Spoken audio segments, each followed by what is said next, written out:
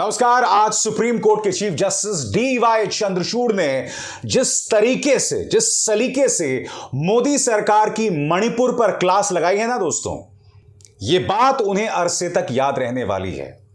DY Chandrachud ने अपने तेवर सख्त करते हुए कहा कि एक ऐसे राज्य जिसका वीडियो सामने उभर कर आया था, जिसमें 2 लड़कियों को नंगा घुमाया गया था, उनके साथ दुष्कर्म किया गया था, उस पर 0 FIR कैसे दर्ज हो सकते हैं? अब तक कार्रवाई क्यों नहीं हुई? ट्रांसफर्स क्यों नहीं हुए? और आप जानते हैं, भारतीय जनता पार्टी अपने पुराने पैतरों पर आ गई, वही पैंतरे जो वो संसद में अपना रही है। आपके स्क्रीन पर यह है बांसुरी स्वराज, स्वर्गीय सुषमा स्वराज की बेटी। बांसुरी स्वराज वो वकील हैं दोस्तों जिन्होंने भगोड़े ललित मोदी के साथ भी काम किया है, और आज ये अचानक अदालत में दखल देती हैं। और दखल देकर क्या कहती हैं जानते हैं? कि माय लॉर्ड, मैं इस मुद्दे में हस्तक्षेप करना चाहती हूं और मैं बंगाल, राजस्थान, छत्तीसगढ़ का मुद्दा भी उठाना चाहती हूं। Chief justice of India DY Chandrachud ने पलटवार करते हुए कहा कि मणिपुर की समस्या जो है वो सामान्य से परे है, आप इस मुद्दे को बाद में कभी उठा सकते हैं। यानी कि एक तरह से कहा जा सकता है कि कड़ी फटकार लगाई गई है भारतीय जनता पार्टी की इस वकील बांसुरी स्वराज को। उन्होंने क्या कहा और जवाब क्या आया आपके स्क्रीन पर। बांसुरी स्वराज पूछती हैं कि मणिपुर में जो हुआ बंगाल और राजस्थान में भी हो रहा है। पंचायत कैंडिडेट को बंगाल में निर्वस्त्र घुमाया गया। इस पे DY चंद्रचूड़ का जवाब, यह हमारे समाज की सच्चाई है कि हमारी महिलाओं के साथ इस कदर व्यवहार हो रहा है, लेकिन मणिपुर में जो हुआ उसे सिर्फ यह कह देने से सही नहीं ठहराया जा सकता कि हर जगह हो रहा है। क्या आप यह कहना चाहती हैं कि सभी महिलाओं की रक्षा करो या फिर किसी की ना करो? दोस्तों, क्योंकि यही तो संसद में हो रहा है ना। पीयूष गोयल हो, स्मृति ईरानी हो, अमित शाह हो, सभी ये बात कह रहे हैं कि साहब पहले इनकी चर्चा करो, मुद्दों की चर्चा करना नहीं है, प्रधानमंत्री को संसद में आना नहीं है। बहरहाल इंतजार कीजिएगा, आज संसद में भी इस मुद्दे पर गर्मी दिखाई दी। मैं आपको बतलाना चाहूंगा दोस्तों कि chief justice of India DY Chandrachud के तेवर खासे उग्र थे। आपके स्क्रीन पर वो कह रहे हैं, There cannot be any justification for registering a 0 FIR. What stood in the way of immediately registering FIR? 3 women were paraded, 2 were sexually assaulted. वो यही तो पूछ रहे हैं कि इस तरह से सिर्फ 0 FIR वो कैसे दर्ज हो सकती है? बार बार ये सवाल किया जा रहा है। मैं आपको बतला दूं, केंद्र की तरफ से नुमाइंदे थे तुषार मेहता, सॉलिसिटर जनरल तुषार मेहता, और उनसे DY चंद्रचूड़ ने क्या सवाल किया आपके स्क्रीन पर। उन्होंने केंद्र सरकार का पक्ष रख रहे सॉलिसिटर जनरल तुषार मेहता ने कहा कि हमें एक ऐसे मैकेनिज्म को बनाना है, एक ऐसी प्रणाली को बनाना है जिसमें महिलाओं के साथ हुई हिंसा और उत्पीड़न की घटनाओं का समाधान निकाला जा सके। इस मैकेनिज्म, इस प्रणाली के तहत यह तय हो कि पीड़ितों को न्याय मिल जाए। इस दौरान मैं आपको बतलाना चाहूंगा दोस्तों, महिलाओं का पक्ष रखने वाले कपिल सिब्बल ने कहा कि पीड़ितों का कहना है कि केस को मणिपुर के बाहर न भेजा जाए। इसके अलावा वे CBI जांच के खिलाफ हैं। जाहिर सी बात है, पीड़ित ऐसा इसलिए कह रहे हैं क्योंकि वो जानते हैं कि अगर मामला CBI के हाथ में आया तब यह मामला भटका दिया जाएगा, क्योंकि CBI पूरी तरह से केंद्र सरकार के हाथ में है। अलग अलग पक्ष अलग अलग दावे कर रहे हैं, अलग अलग मांग कर रहे हैं। मैं आपको बतलाना चाहता हूं दोस्तों, इस मुद्दे पर किस पक्ष ने क्या मांग की, एक एक करके आपके स्क्रीन पर। Chief justice of India DY Chandrachud यानी अदालत ने कहा, यह इकलौती घटना नहीं है, मणिपुर में दूसरी महिलाओं के साथ भी ऐसा हुआ। हमें महिलाओं के खिलाफ हिंसा जैसी गंभीर मसले के लिए एक मैकेनिज्म बनाना है।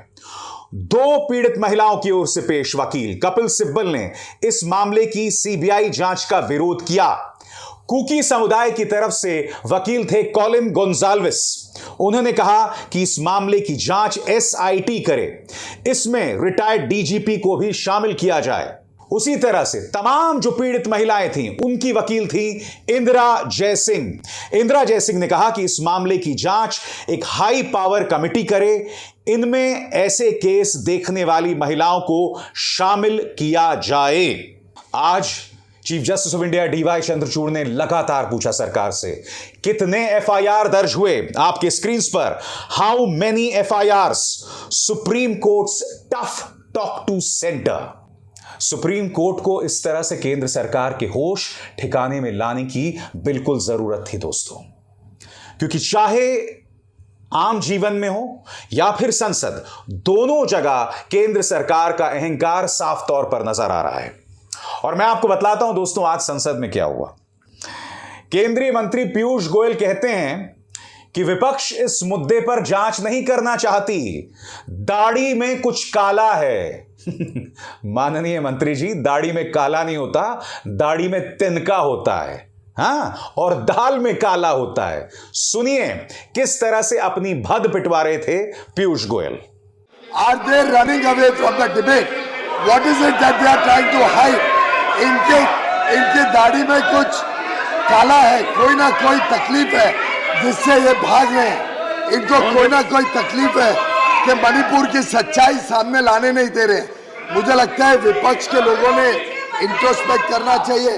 विपक्ष के लोगों ने एक बार पुनः विचार करके तय करना चाहिए। इस सदन में मणिपुर की चर्चा हम चाहते हैं, हम आज की आज चाहते हैं, आज की आज चर्चा शुरू की जाए 176 रूल में, और आज की आज दूध का दूध पानी का पानी हो जाए।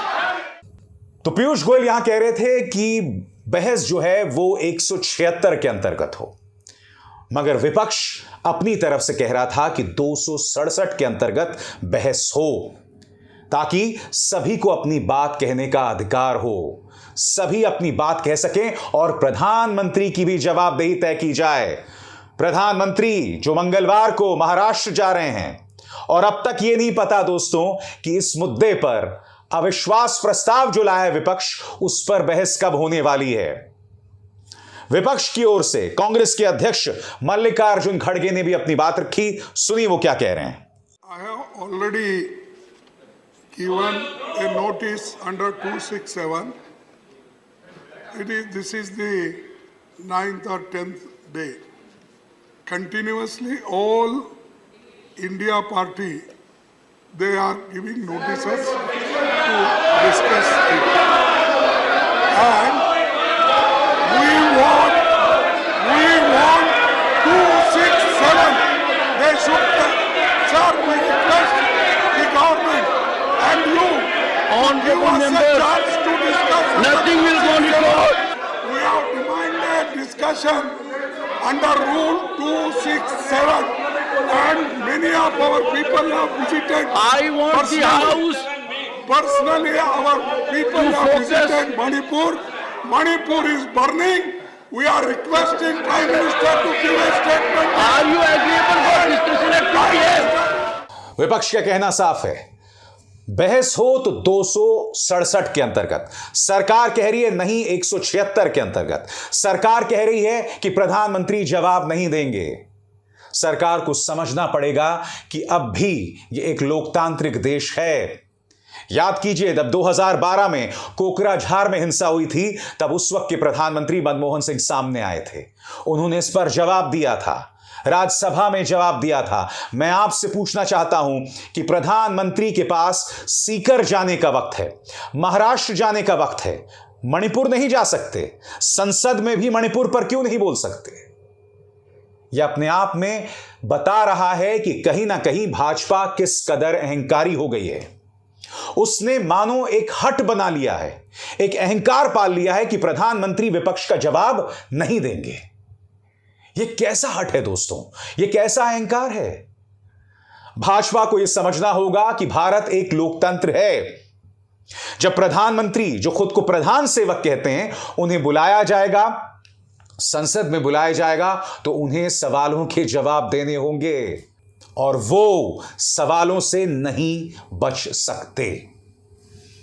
अभिसार शर्मा को दीजिए इजाजत। नमस्कार।